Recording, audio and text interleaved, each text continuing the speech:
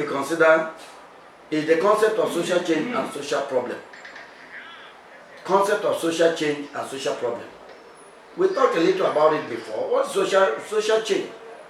Social change can be defined as significant alteration of the social structure in the patterns of the social actions and interactions, including the consequences and the manifestations of such structures as embodied in the norms, values, cultural products, and even symbols of the people. The concept of social change. So, in the same way, as we have taken cultural change before, as which refers to culturally meaningful symbols which human beings produce. In religion, for instance, the insurgence of born-againism is an observable aspect of a religious change, which can also be seen as social change.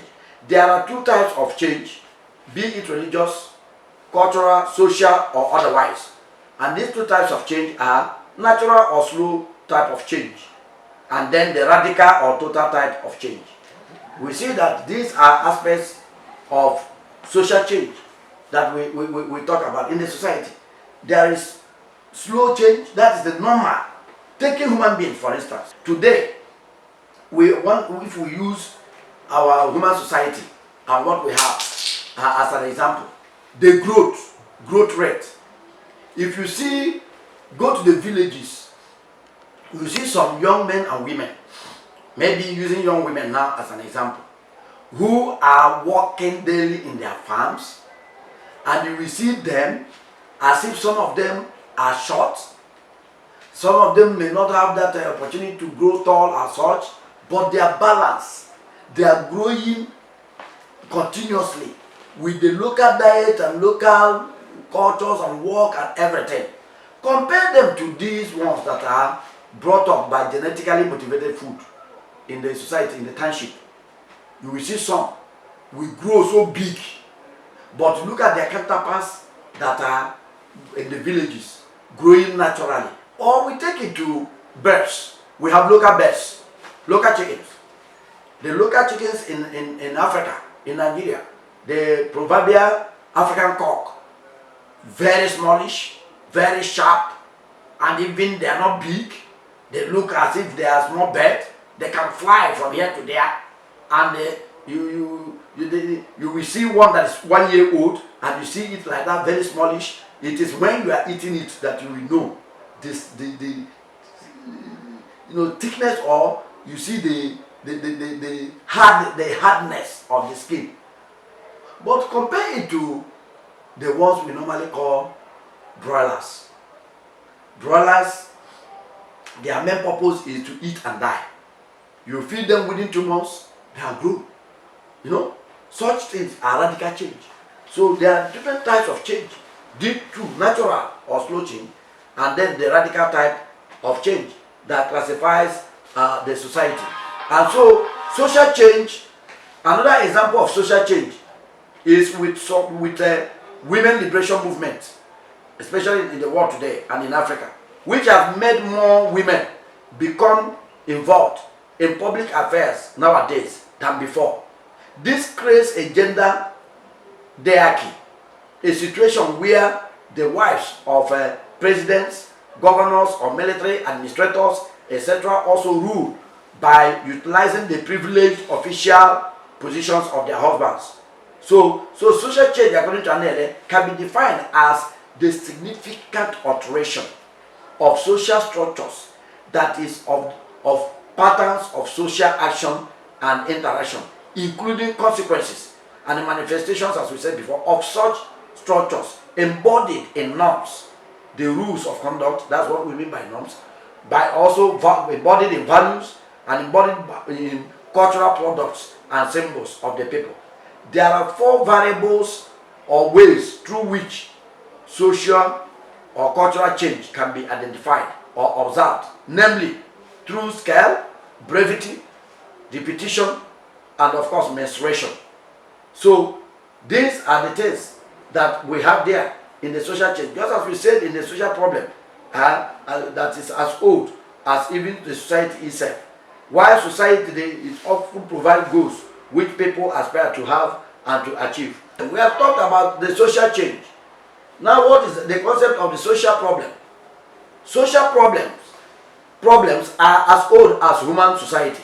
Societies often provide goals which people aspire to achieve for themselves. So when such personal goals are realized, particularly through the socially approved means, it is believed that there will be orderliness and cohesion in society, and in so doing, the foundation of the society might not be threatened internally. So the question of social order was the preoccupation of social philosophers, and its relevance to contemporary social philosophy cannot be said to have attenuated. It is partly for this reason that scholars like Lemart aver that social problems are perplexing questions about human society. He said, social problems are perplexing questions about human society, proved or proposed for solution. Social problems are part of the climate of opinion in society, which centers on expressed needs for public policies and, of course, anticipated requirements for social control. Although there is no clear and defined or definite definition of social problems, rather, scholars prefer to concern themselves with the fact that problems existed and still exist in society.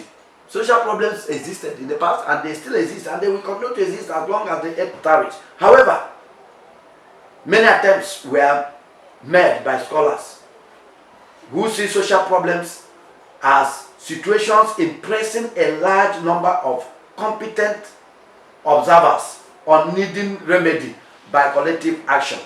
I think again, social problems as situations impressing a large number of competent observers as needing remedy by collective action. By this definition, we can see that social problems are socio-psychological phenomena which refer to whatever a goodly number of members of society say they are. This definition equates public opinion with sociological opinion. So, and we see that Robert Nisbet defines social problem as a way of behavior that is regarded by substantial part of a social order as being in violation of one or more generally accepted or approved norm.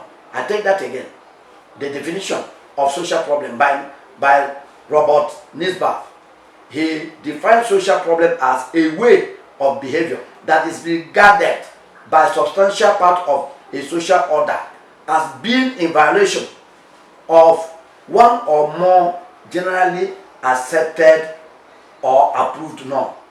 So every society is patterned in a way that socially approved goals should be achieved through socially approved means to many people. Therefore, where the society blocks the socially approved means to many people, the latter might be compelled to seek success goals through illegitimate or socially disapproved means. Hence, the existence of anarchy and the existence of anomia in the society. Sometimes you see people revolting, people reacting when the socially approved norm is violated. People react. That's why you see strikes happening here and there. What's supposed to be the ideal in the society is not found as ideal. It's being truncated. It's being, diluted or compromised. Then people react. So when any society is characterized by anomia, social problems prevail. Anomia is a social instability resulting from a breakdown of standards, of values, personal unrest, alienation and uncertainty, that comes from a lack of purpose or ideal. And in most African societies, you see that such a thing, anomic society coming up. Social problems have taken different dimensions in some Western countries due to differential races or differences in races. Some groups, especially the blacks, cannot be treated equally because of their skin color. That was the case in apartheid South Africa, where the black majority was subjected to all forms of deprivation, torture, and reduced to the status of non-humans. Here in Nigeria, the society is marked by ethnicity or tribalism and religiosity, religious differences, ethnicity, and others. Things are done in Nigeria based on tribal and religious considerations and sentiments, especially among the three major tribes in Nigeria: the Fulani, Igbo, and the Yoruba. Of course, the Fulani, before we used to regard them as Hausas, but Hausa is a different tribe in Nigeria. But Fulanis have encroached. Of course, they are there. Now we may describe them well, okay, the Hausa, Igbo, and Yorubas.